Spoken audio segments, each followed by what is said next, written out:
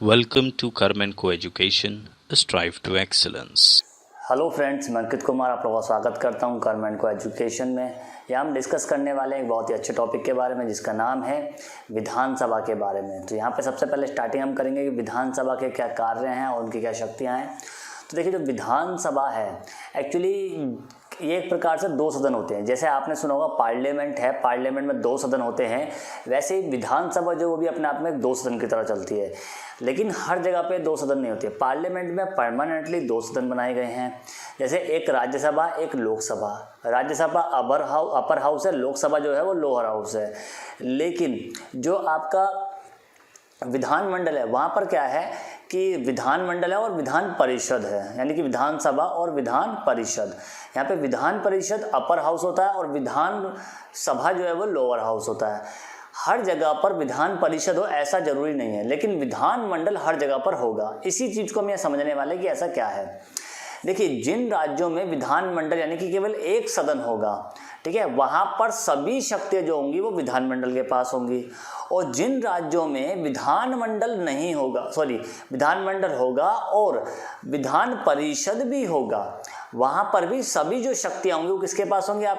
वो होंगी आपके विधानसभा के पास। तो इसमें एक बात आप लोगों ने समझ ली होगी कि जहाँ पे विधानसभा जो है ये सर्वोच्च रहती है इसमें, ठीक है, सारी शक्तियाँ मैक्सिमम इसी के पास होती हैं। अगर आगे देखा जाए इसमें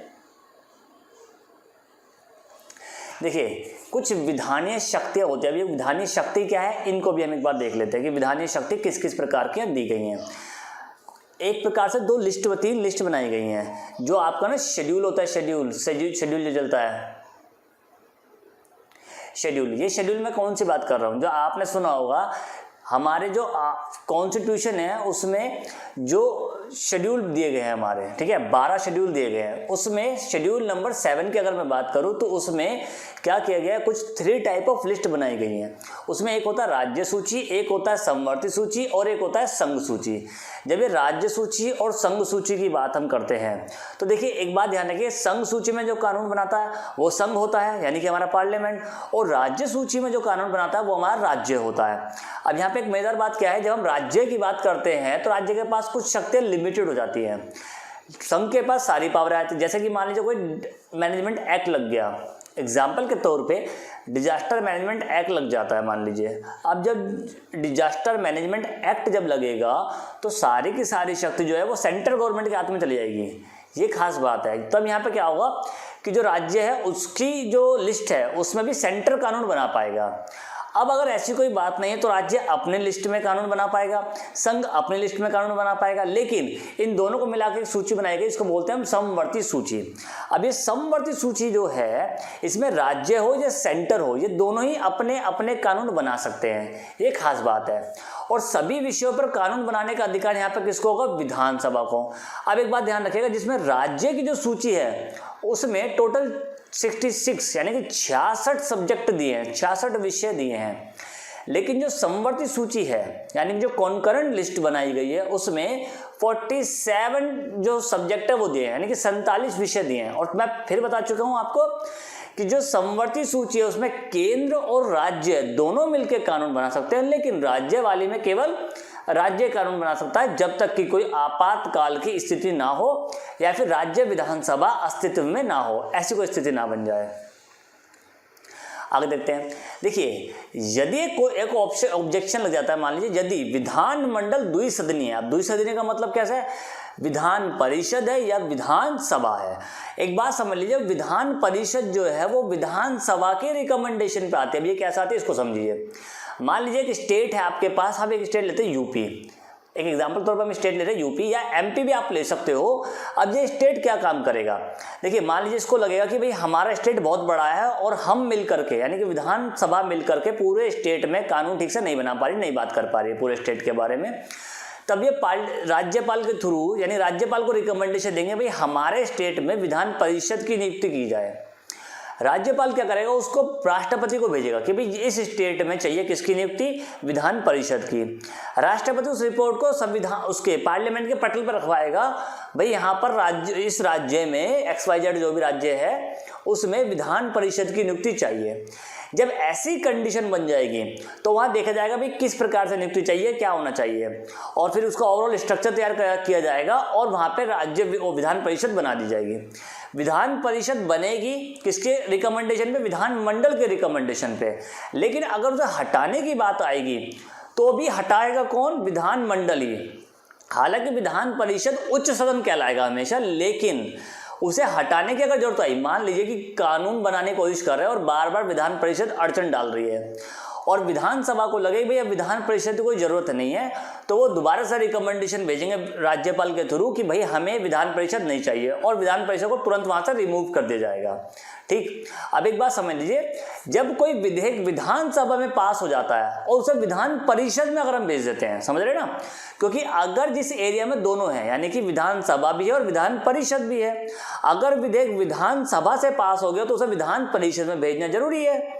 अब विधान परिषद में भेजा गया, अगर विधान परिषद उसे रद्द कर दे यानी कैंसिल कर दे या 3 महीने तक उस पर कोई कार्रवाई ना करे, तो ऐसे में संशोधन मतलब जो संशोधन है उसको मतलब अमेंड नहीं करे, विधान परिषद जो अमेंड नहीं करे तो विधानसभा को स्वीकृत ना हो। ठीक है, मान लो कि ये लगा लो कि मान लो 3 महीने तक उसने पहले तो कोई उसमें रिकमेंडेशन दिया नहीं कि भाई हमारा ये अमेंडमेंट है विधान परिषद ने, और फिर अगर रिकमेंडेशन दिया तो ऐसा दिया उन्होंने बोला कि हमारे कुछ पॉइंट है और वो पॉइंट मान लो विधानसभा जो है उसको मान्य ना हो, वो कहे भाई हमें ये पॉइंट नहीं मान्य आपके, तब भी दोबारा से मतलब ये उनका जो पॉइंट होगा ना विधानसभा के, वो विधेयक दोबारा उसके पास भेज सकती है और वो उससे पास माना जाएगा, मतलब उसके द्वारा किसके? विधान परिषद के द्वारा वो पास माना जाएगा। ठीक है, कि भाई हम दोबारा इसको आपको भेजे, ये पास करो, हमारे लिए पास करो, और फिर उनको वो करना पड़ेगा। अब यदि विधान परिषद उस बिल को दोबारा 1 महीने तक कोई कार्रवाई ना करे, मतलब उन्होंने दोबारा भेजा कि भाई आपने जो रिकमेंडेशन दिया हम उसे नहीं मान रहे, हमारा यही दोबारा रूल चलेंगे, फिर 1 महीने उन्होंने रख लिया कि हम कोई कार्रवाई नहीं कर रहे, और फिर वो ऐसे संशोधन को स्वीकृति ना दे, ठीक है, तब क्या करेंगे कि जो विधानसभा होगा वो क्या होगा, इनमें 3 अवस्थाओं में ये बिल दोनों सदनों द्वारा पास समझा जाएगा। यानी कि वो विधानसभा इसका मतलब बार बार अड़चन लगा रही है, तो विधान परिषद अड़चन लगा रही है बार बार, विधानसभा कहेगी हमारा ये बिल पास माना जाएगा, यानी कि इसको राज्यपाल के पास भेजने के लिए रेडी कर दिया जाएगा। तो इसका मतलब साधारण भाषा में अगर मैं कहूँ तो इतना समझ लीजिए, जब विधानसभा की बात आती है तो विधानसभा जो कानून बनाती है वो विधान परिषद को मान्य होते हैं। अगर विधान परिषद को उसमें संशोधन यानी कि अमेंडमेंट करना चाहे तो वो कर सकती है, लेकिन ये विधानसभा के अस्तित्व पर निर्भर है, ये विधानसभा के ऊपर ही निर्भर है कि वो विधान परिषद द्वारा किए गए संशोधन को मान्य करे या ना मान्य करे, यानी कि उनको इज्जत दे एक प्रकार से, ना दे। अब एक कंडीशन क्या आती है, जब दोनों सदनों, जहां पे दोनों सदन होंगे, मान लीजिए विधानसभा भी और विधान परिषद भी है, तो जहां पे दोनों सदन होंगे तो वहां पे दोनों सदन के द्वारा, और जहां पे केवल एक सदन होगा यानी कि विधानसभा होगी तो वहां पे विधानसभा के द्वारा। तो ऐसे दोनों सदनों में एक सदन के द्वारा जब बिल पास हो जाएगा तो इस बिल को उठाकर भेजते हैं किसके पास? राज्यपाल के पास, कि भाई ये बिल राज्यपाल के पास जाएगा और वह अपनी स्वीकृति इस पर दे भी सकता है। भाई राज्यपाल की मर्जी होगी कि वो अपनी स्वीकृति इस पर दे या उसे ना दे। मतलब ना दे का मतलब यहाँ पे वो होगा कि वो राष्ट्रपति के लिए इसको रख ले कि हम इस फाइल को राष्ट्रपति को भेजेंगे, ठीक है, कि राष्ट्रपति को भेजेंगे, या फिर वो ये भी कर सकता है कि वो सदन को दोबारा विचार करने के लिए निर्देश दे सकता है कि भाई आप इस पर दोबारा विचार करो, ठीक है, यानी कि वो विधानसभा के पास इसको दोबारा भेज सकता है।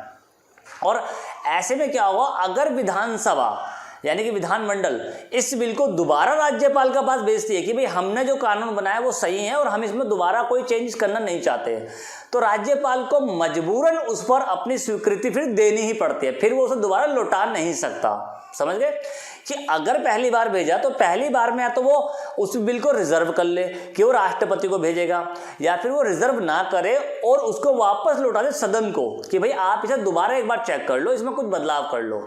और अगर विधानसभा या विधानमंडल उसको दोबारा भेजे राज्यपाल के पास, तब उसको उस पर स्वीकृति देनी पड़ेगी, तब वो मना नहीं कर सकता। अब कुछ वित्तीय शक्तियां देख लेते हैं कि वित्तीय शक्तियां क्या होंगी। देखिए, विधानसभा का राज्य के वित्तीय पे नियंत्रण होगा। जो भी विधानसभा बना दी जाएगी, ठीक है, यानी कि वो राज्य के लिए है, और राज्य में जो फाइनेंशियल सिस्टम है उस पर जो कंट्रोल होगा वो पूरा विधानसभा का होगा। धन विधेयक केवल ऐसा विधेयक होगा जो केवल विधानसभा में पास हो सकता है, उसको आप विधान परिषद में लेके नहीं जा सकते, ठीक। और वित्तीय वर्ष के आरंभ होने से पहले ही, जब मान लीजिए फाइनेंशियल ईयर आरंभ होता है, मान लीजिए हमारे देश में फाइनेंशियल ईयर जो चलता था अब तक, वो 1 अप्रैल से शुरू होकर के 31 मार्च तक चलता था। हालांकि इसमें कुछ बदलाव कर दिए गए हैं, अब ये फरवरी में स्टार्ट हो जाता है, फिर ये बात हो रही है कि जनवरी में भी इसको लेकर के आएंगे, ठीक है। तो जब कभी भी आपका वित्तीय वर्ष शुरू होता है तब ही राज्य का जो वार्षिक बजट है वो पटल पे प्रस्तुत किया जाता है, और ये राज्यपाल की पूर्व सहमति से ही किया जाता है, ठीक है। और ऐसा करने का अधिकार केवल विधानसभा का है, यानी कि जो मनी बिल आता है, ठीक है, उस बिल को पेश करने का अधिकार केवल विधानसभा के पास है। Vidhan Parishad money bill pay, यानी कि वित्तीय बिल पे, कोई भी धन विधेयक पे कोई भी कार्रवाई नहीं कर सकती। अब ऐसा होता है कि देखिए, विधानसभा की स्वीकृति के बिना राज्य सरकार कोई कर लगा सकती है, ना ही कोई पैसा खर्च कर सकती है। मतलब राज्य सरकार जो है उसको कोई भी काम करना होगा, या तो वो कर लगाए यानी टैक्सेस बढ़ाए, या पैसा खर्च करे, तो उसको स्वीकृति किसकी चाहिए होगी? उसको स्वीकृति चाहिए होगी विधानसभा की। जब तक वो स्वीकृत नहीं करेगा वो नहीं लगा सकती। और विधानसभा में पास होने के बाद धन विधेयक विधान परिषद के पास भेजा जाता है, जो उसे अधिक से अधिक 14 दिन के लिए रोक सकता है। यानी कि 14 दिन के अंदर विधान परिषद या तो अपने कुछ सुझाव दे दे, अगर वो सुझाव भी देता है कि भाई आप इसमें एक पॉइंट चेंज कर लो, तो ये शक्ति विधानसभा के पास है कि वो उसमें पॉइंट चेंज करे या ना करे। अगर वो कहता है भाई हम इसमें कोई पॉइंट चेंज नहीं कर रहे, तो भी वो वैलिड माना जाएगा। अगर विधान परिषद 14 दिन तक मनी बिल को, यानी कि धन विधेयक को विधानसभा को नहीं पास करके भेजती, तो भी ये बिल अपने आप में पास मान लिया जाएगा। यानी कि 15वें दिन के बाद इसकी कोई वैल्यू नहीं रह जाएगी कि विधान परिषद इसको पास करे या ना करे। समझ में आ गया? और जब ये बिल राज्यपाल के पास भेजा जाएगा तो राज्यपाल को इस पर अपनी सहमति देना अनिवार्य है। ये बात ध्यान रखना, केवल धन विधेयक यानी कि मनी बिल ही ऐसा बिल होगा जो राज्यपाल के पास भेजा जाएगा और राज्यपाल को उस पर सहमति देनी होगी। वो उसको रोक नहीं सकता, ना ही वो राष्ट्रपति के पास भेजने के लिए और ना ही वो पुनर्विचार करने के लिए, यानी कि दोबारा उसको रिव्यू करने के लिए वापस सभा को दे सकता है। ये शक्ति राज्यपाल के पास नहीं है, उसको अपनी सहमति धन विधेयक पे देनी ही पड़ेगी। अब कार्यपालिका पे नियंत्रण कैसे होता है इस पर देख लीजिए। देखिए, विधान परिषद को कार्यकारी शक्तियां मिली हुई हैं और विधानसभा का मंत्री परिषद जो है वो पूर्ण नियंत्रण है किसके? मंत्री परिषद के। और वो अपनी समस्त कार्य और नीति को जो उत्तरदायित्व रहेगा वो किसके प्रति रहेगा? विधानसभा के। मतलब एक बात समझो कि मान लो विधानसभा और विधान परिषद दो सदन हैं। अब ये हमें छूट दी गई है कि हम अपना मंत्री विधानसभा से चुने या विधान परिषद से चुने, हम कहीं से भी चुन सकते हैं। और अगर हमें दोनों में से कहीं से भी चुनने का मन नहीं कर रहा तो हम किसी भी पब्लिक में से एक बंदे को उठा करके मंत्री बना सकते हैं, जिसकी कंडीशन मैं बहुत बार बता चुका हूं कि 6 महीने तक वो मंत्री बन सकता है, लेकिन 6 महीने के अंदर उसे किसी भी एक सदन की सदस्यता लेनी पड़ेगी। तो ऐसे में जो मंत्री बनते हैं वो खास तौर पे किसके प्रति उत्तरदायी होते हैं? वो विधानसभा के प्रति उत्तरदायी होते हैं, विधान परिषद के प्रति नहीं। अगर कोई मेंबर बाहर से आया है या विधान परिषद का भी कोई मेंबर है और वो मंत्री बन गया है तो वो भी विधानसभा के प्रति उत्तरदायी होगा, विधान परिषद के प्रति नहीं। ठीक है। अब यह विधानसभा के सदस्य जो मंत्री होंगे वो आलोचना करके प्रश्न और पूरक प्रश्न पूछ सकते हैं। प्रश्न और पूरक प्रश्न क्या होते हैं इनके लिए मैं एक अलग से वीडियो लेकर के आऊंगा, तो उस वीडियो का आप इंतजार कीजिए थोड़ा सा। अब देखो, एक और खास बात क्या है, विधानसभा के पास ये भी शक्ति है कि वो जब चाहे मंत्री परिषदों को हटा भी सकती है। यानी कि जो मंत्री बनाए जाएंगे, विधानसभा के जो मंत्री होंगे वो मंत्री परिषद को हटा सकते हैं और विधानसभा पूरे मंत्री परिषद के विरुद्ध अविश्वास प्रस्ताव भी ला सकता है।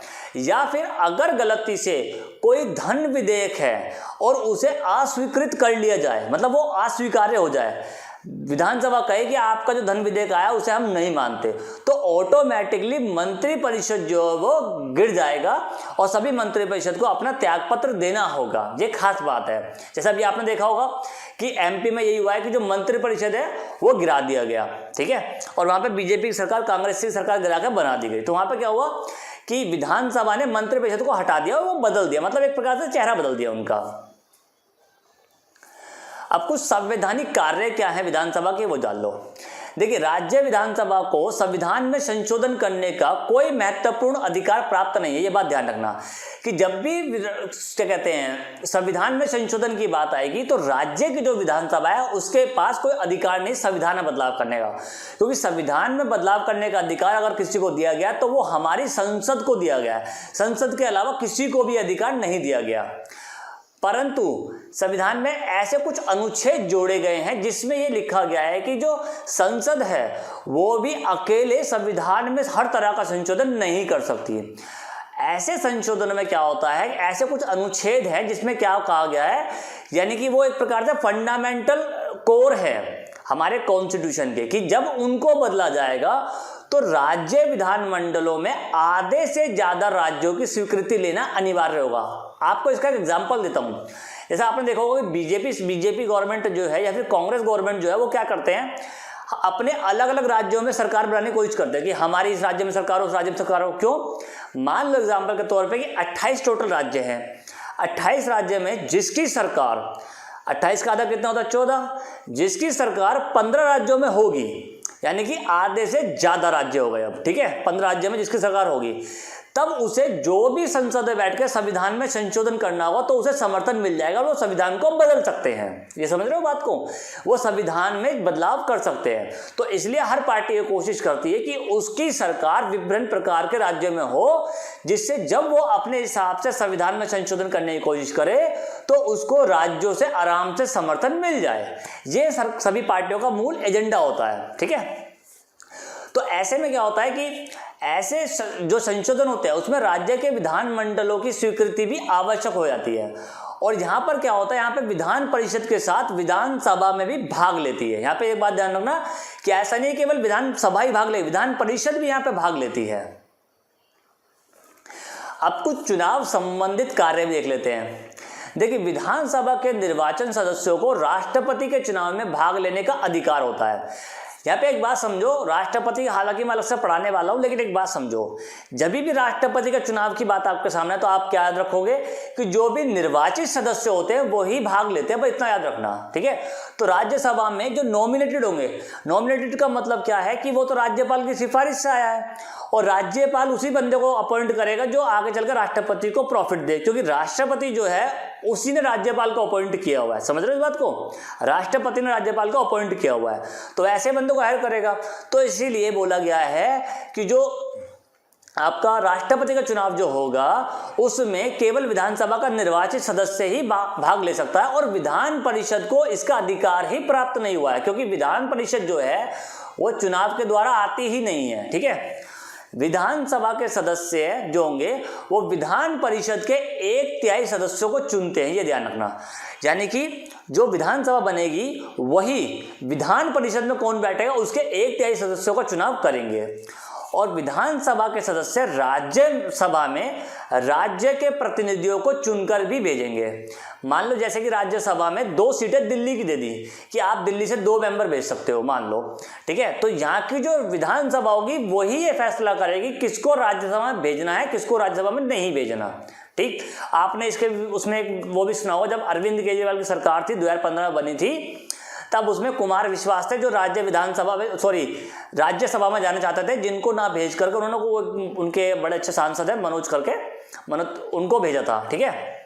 तो इस वजह से कुमार विश्वास में उनमें झगड़ा हो गया था और कुमार विश्वास ने पार्टी छोड़ दी थी। तो ये चलता रहता है, ठीक। तो राज्य विधानसभा के जो सदस्य होते हैं वो अपने में से एक कोई अध्यक्ष तथा किसी दूसरे को उपाध्यक्ष चुनते हैं। यानी कि राज्य विधानसभा की जो पूरी असेंबली बनेगी ना आफ्टर इलेक्शन, वो अपने में से ही किसी एक को अध्यक्ष के रूप में चुन लेंगे कि भाई आप हमारे अध्यक्ष बनोगे। एक प्रकार से स्पीकर की मैं बात कर रहा हूं यहाँ पर, और उपाध्यक्ष भी यही चुनेंगे, उससे नीचे का बंदा उपाध्यक्ष बन जाएगा। क्यों? क्योंकि जब मान लो अध्यक्ष कुर्सी पर नहीं होगा तो उपाध्यक्ष उसकी जगह संभालेगा, और जब अध्यक्ष को इस्तीफा देना होगा तो वो उपाध्यक्ष को इस्तीफा सौंपेगा अपना। अब राज्य विधानमंडलों की शक्तियों पर कैसे प्रतिबंध लगाया जा सकता है, तो देखो इसको भी समझ लो। देखिए, राज्य सूची में कुछ विषयों पर राज्य के विधानमंडल राष्ट्रपति की अनुमति के बिना कानून नहीं बना सकते। ये बात ध्यान रखना कि जब तक राष्ट्रपति की अनुमति नहीं हो जाएगी, कुछ विषय ऐसे दिए गए उनके सिवा वो कानून नहीं बना सकते हैं। और कुछ विषयों से जुड़े हुए कानून राज्य विधानमंडल द्वारा कानूनी संबंधी राज्य के राज्यपाल द्वारा राष्ट्रपति से स्वीकृति लेने के बाद ही, यानी कि जब वो राज्यपाल को भेजेंगे और राज्यपाल राष्ट्रपति को भेजेगा, उसके बाद ही वो कानून लागू हो सकता है। उसके पश्चात वह कानून परिवर्तनीय हो जाएगा, यानी कि अगर उसके बिना वो कानून लाएगा तो उसको परिवर्तित कर सकते हैं। ये बात ध्यान रखना इसमें, ठीक है। अगर आपातकालीन परिस्थिति आएंगी तो राज्य संसद जो है वो राज्य सूची के विषय पर भी अपना पूरा नियंत्रण ले लेगी। जैसे कि अभी आपने देखा होगा, इस टाइम में कोविड-19 चल रहा है, यानी कि क्या चल रहा है, एक प्रकार से कोरोना वायरस की स्थिति चल रही है। तो हमारे पूरे देश में धारा 144 लगी हुई है, लेकिन ये धारा 144 कर्फ्यू के लिए नहीं लगी हुई। ये धारा 144 जो लगी हुई है वो लगी हुई है डिजास्टर मैनेजमेंट एक्ट के अकॉर्डिंग। और इसमें क्या किया गया कि जो पूरा केंद्र है, यानी कि पूरा जो देश हमारा, उसमें जितने भी राज्य उनकी सरकारों को जब प्रधानमंत्री चाहेंगे, यानी कि केंद्र सरकार चाहेगी, तभी उनको अधिकार मिलेंगे, वरना उनको कोई अधिकार नहीं मिलेंगे। यहाँ पर क्या है, आपातकालीन स्थिति है, तो संसद ने सारी पावर अपने हाथ में ले ली, ठीक है। राज्यसभा 2/3 बहुमत में से एक प्रस्ताव पारित करके राज्य सूची के किसी भी विषय को संसद को कानून निर्माण हेतु सौंप सकती है। यानी कि जब राज्यसभा को लगेगा कि भाई यहाँ पर ये कानून बनाना चाहिए और ये बनना चाहिए कानून, ठीक है, तो राज्यसभा क्या करेगी कि राज्यसभा के जो सदस्य होंगे उसका 2/3 से उस बिल को पास करवाएगी और राज्य के संदर्भ में कानून बना सकती है। ऐसे विषयों पर संसद 1 वर्ष के लिए कानून का निर्माण कर सकती है, और अगर जरूरी हो तो ये जो वृद्धि 1 वर्ष की, इसको बढ़ाया भी जा सकता है, लेकिन फिर बाद में राज्य ही इसके ऊपर आगे कार्रवाई करेगा।